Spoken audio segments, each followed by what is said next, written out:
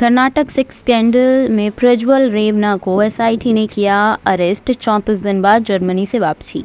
Karnataka sex scandal case में आरोपी प्रज्वल रेवना को गिरफ्तार कर लिया गया है। प्रज्वल रेवना करीब 34 दिनों बाद जर्मनी से वापस आ गए थे। जैसे ही वह बेंगलुरु के केम्पेगौड़ा इंटरनेशनल एयरपोर्ट आया, एसआईटी ने उन्हें गिरफ्तार कर लिया। प्रज्वल रेवना पर कई महिलाओं के यौन शोषण के आरोप हैं। कर्नाटक सेक्स स्कैंडल पर काफी बवाल हुआ।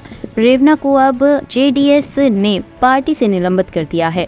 As he had already appealed in his video, what he had, it was already circulated in the media.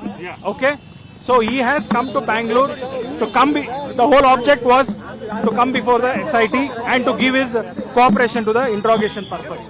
So he has come forward. Yesterday, as expected, as an SOP, as a standard operating procedure, he was detained or he was held at immigration center and he has been handed over, which is rightly as per the procedures. Probably rest, as I said, the reason as he has come forward is to cooperate to the investigation. That is what he's been doing, and that is what he told me, sir, I am here, I am ready to give the cooperation. And one another thing, what he additionally requested, especially media, is that kindly don't do any media trial. That is his request to the media, and he says that let there be no conviction even before there being a proper hearing from my end also. So I request and I appeal all the medias, especially English as well as Kannada channels.